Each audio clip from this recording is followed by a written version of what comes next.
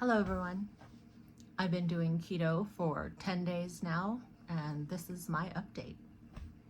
I just want to say thank you to the subscribers that I've had. I have a small following. Thank you so much. It's encouraging. And I just wanted to talk today about how the diet's going, how I'm feeling, things that I'm eating, things that I've observed, and what my goals are for the month of January. Just kind of a little update. It's going great. I've done keto before. I knew what to expect. I've had some digestive distress trying to figure out how my gallbladder will adjust, or my missing gallbladder will adjust to things that I've been trying to figure out. Now that I don't have a gallbladder, one of the most important things for me is to just kind of be gentle with my body through this transition, trying to sort out how much fat I can eat, fattier cuts of meat or leaner cuts of meat. Can I eat butter? Should I, slow down on the butter? It's been okay. I've been losing a lot of inflammation. I am using a Keto Mojo to track my blood sugar and possibly ketones. I do have insulin resistance. So my blood sugars have been sort of what they've always been in the mornings, and that's usually in the lower 100s, but somewhere between 119 to 142. Obviously, they should be 100, between 80 and 100 in the morning. I do always consistently test 2 hours after waking up. I do have my last meal of the day is always at dinner time, which is between 5 and 6 o'clock p.m. And then I just drink water after that. I haven't been hungry, which is great. Like, I have 3 meals a day. I'm not trying to do OMAD or any kind of extreme things right now. I need to just eat like a little bit at each meal. That feels good to me. That's digesting well. I'm not having any pain or discomfort, so I'm rolling with that. I pretty much eat the same thing for breakfast and for lunch, which is bacon and eggs for breakfast with heavy cream in my coffee. I have usually some sort of leftover meat from the night before for lunch. So if I had chicken, I will make sure that I have enough chicken for lunch the next day. If I had stir-fried steak or whatever, you get the point. I will make sure that I have some protein left over. If for some reason we went out to eat or something where I wouldn't have leftovers for my lunch, then I have tuna, sardines, something like that. Something protein canned, usually tuna. The way I prepare my tuna right now is I do use Hellmann's mayonnaise. Is that ideal? No. Will I be making my own mayonnaise in the future? Yes, just not yet. I do add a tiny bit of celery, a tiny bit of pickled relish, onion, garlic, salt, of course, and just some very light seasonings, mustard in my tuna, and then I'll just eat it plain like that. So I have noticed that as I test throughout the day, that those 2 meals they actually, like, my best ketones and my lowest blood sugar readings are always in the afternoons after I've had my lunch.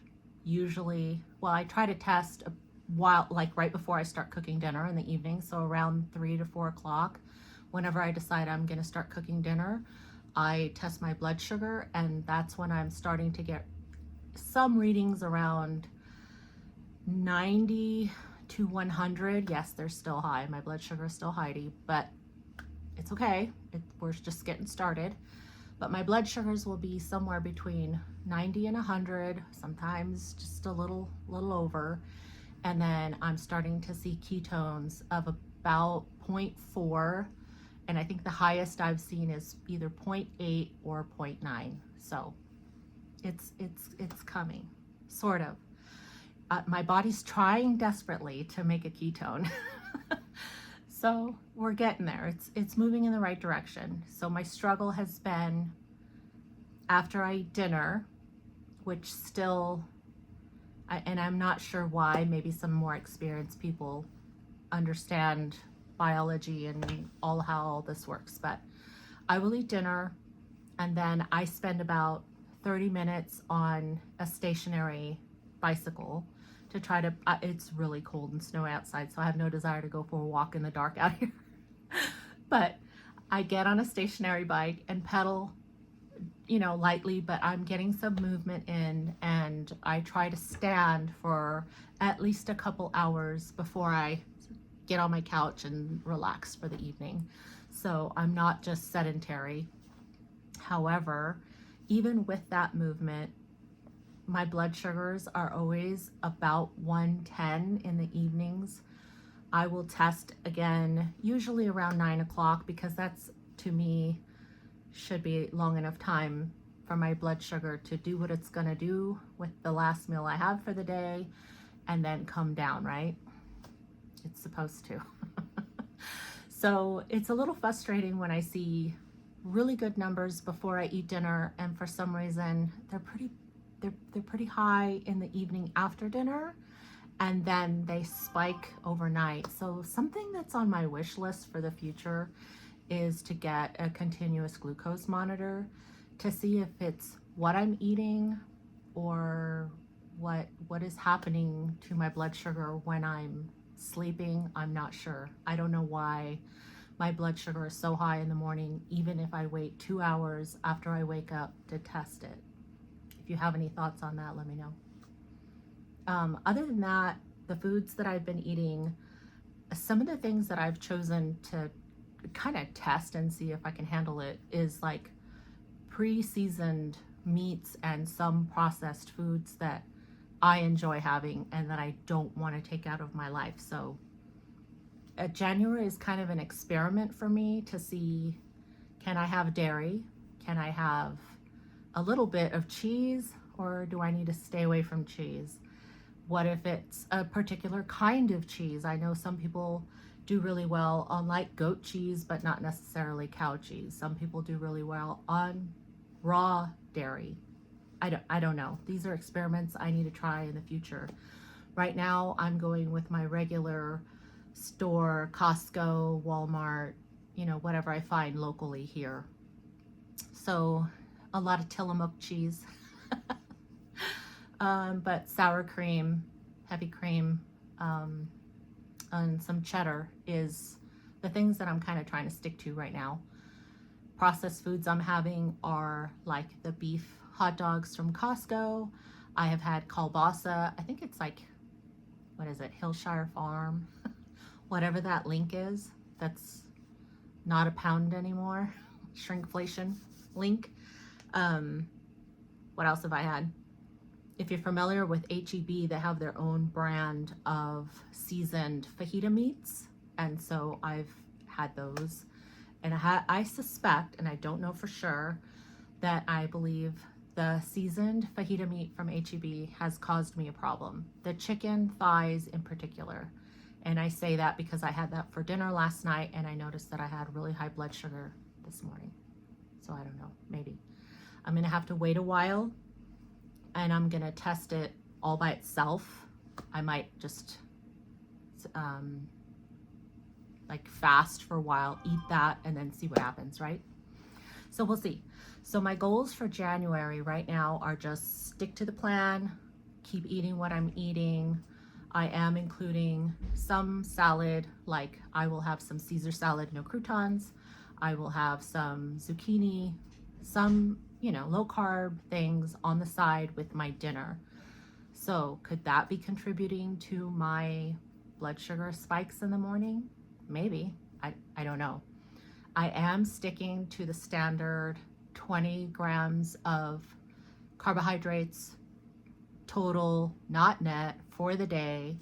So that's the only thing I'm tracking. I'm not weighing any of my foods or trying to portion control or any of that right now. So I'm just eating to satiety and seeing what my body's doing and how long it takes me to get into ketosis.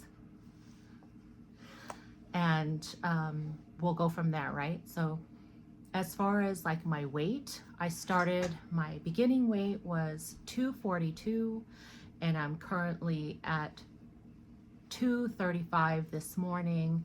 However, I did see a reading of 234 yesterday.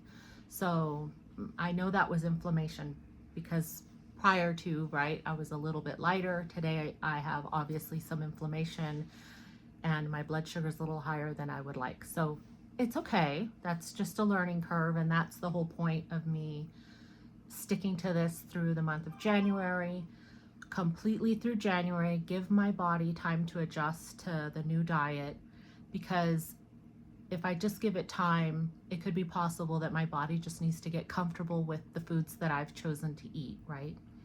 And I'm choosing keto first because I don't want to take anything out of my diet unnecessarily. And I know that at some point I'm gonna have to be doing these little experiments to see what I can eliminate to get better numbers and better results and get into ketosis all of the time, right? That's the goal. So I do feel okay. I woke up with a headache this morning, so there's something that I ate, something. We also have a storm coming in. It could be that. I'm not sleeping well. My sleep pattern is not well. So there could be a variety of reasons why these numbers are just not cooperating, right? So it doesn't necessarily even have to be what I'm eating. It could just be because I'm still healing, right? I'm in process, so we'll see.